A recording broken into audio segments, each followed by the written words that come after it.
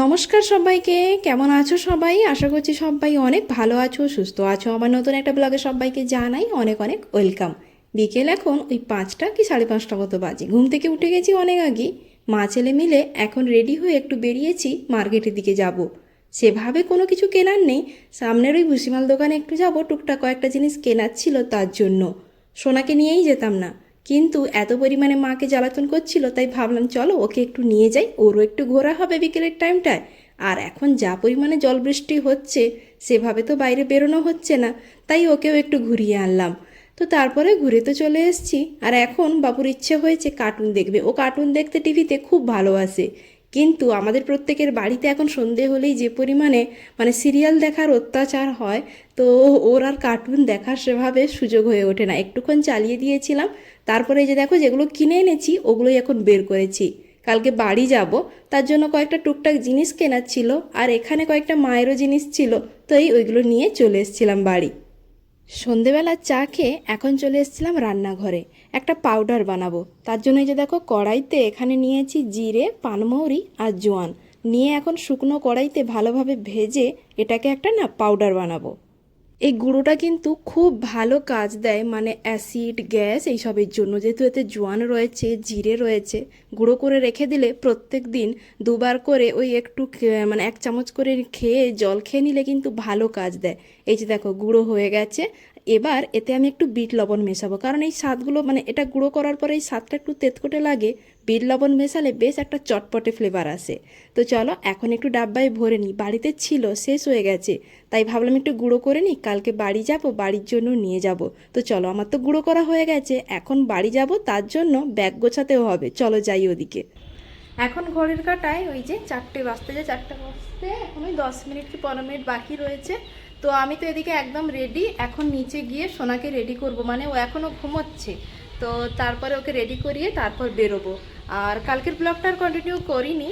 তো সকাল থেকে সোনাকে নিয়ে গেছিলাম ডক্টরের কাছে, ঠান্ডা লেগে গেছে, সর্দি কাশি, তো তার জন্যই টুকটাক ওষুধ আর গ্যাস তো আছেই, তো ওটাই দিতে বললো। আর এই ওয়েদারে সত্যি বাচ্চা ঘর ঘর তো সর্দি কাশি লেগেই রয়েছে, যারাই আসছে এই সর্দি কাশি নিয়ে।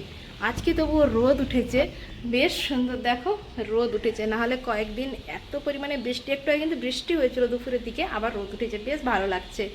যাই হোক, চলো এখন ওকে গিয়ে তুলি, তারপরে বেরোই, পরে কথা হচ্ছে আবার তোমাদের সঙ্গে। ওদিকে আমি রেডি হয়ে নিচে নেমে এসে সোনাকে ঘুম থেকে তুলে ওকে রেডি করলাম।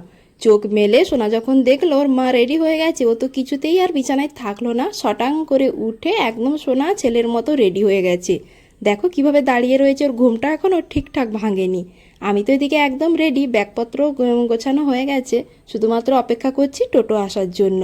এদিকে মাকে বললাম এই গাছের 2টো ডালা কেটে দিতে। সামনের এই ফুল গাছটা দেখো হলুদ রঙের, কত কুড়ি এসেছে, আর এত সুন্দর ফুল ফোটে, বেশ ভালো লাগে। তাই ভাবলাম 2টো ডালা নিয়ে যাব বাড়িতে, এখন তো বর্ষাকাল, লাগিয়ে দিলে গাছগুলো হয়ে যাবে, তাই মা ওখান থেকে 2টো ডালা কেটে দিচ্ছে। চলো, এদিকে তো আমরা একদম রেডি, আর ওদিকে দেখো বাবুর ঘুমই ছাড়ছে না কিছুতেই। চলো বাড়ির দিকে রওনা দেওয়া যাক। তো এখন বাজে 4:30। তো এখন এই যে চলে এসেছি বাড়ি, আর বাইরের রাস্তার একদম ভীষণ অবস্থা খারাপ, আমাদের না পাইপলাইনের কাজ হয়েছে, তোমাদের পরে দেখাবো। আর এই যে আমাদের ঠাকুমা, কেমন আছো? কেমন আছো? ভালো ভালো। এই যে কে কত কে? আমি তো ঠাকুমা, বুঝতে পারছি না ফোনে কে আছে। তো যাই হোক, তো এই যে ঘরদোর এগুলো এখন চলো একটু গোছগাছ করি। আর ডোডো ডোডো ডোডো ডোডো, এসছো বাড়ি? কোথায় এসছো? কোথায় এসছো? বাড়িতে। বাড়িতে বাড়িতে তো চলে এসেছি বাড়িতে। আর জানো তো, আমরা চলে এসেছি, মায়ের মনটা ওখানে একটু খারাপ হয়ে গেছে। যাই হোক, তোমাদের এখন আমাদের বাড়ির সামনের রাস্তাটা দেখাই, কি অবস্থা হয়ে আছে দেখো।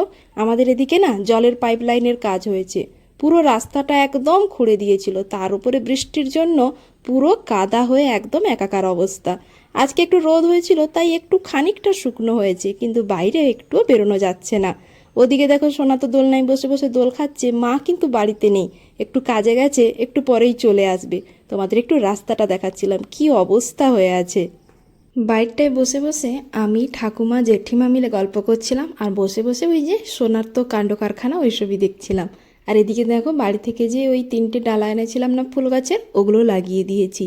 আর এই দেখো লঙ্কা গাছটায় গোল গোল লঙ্কা হয়েছে। লঙ্কা গাছগুলো এত বড় হয়েছে, ওই যে দেখো ওখানে একটা লাগিয়েছি, এখানে সামনের বাগানে আরেকটা না মন্দিরের কাছে লাগিয়ে দিয়েছি। যেটা ধরবে ওটাতেই হবে। ফুলগুলো এত সুন্দর হয়, দেখতে কিন্তু বেশ ভালো লাগে।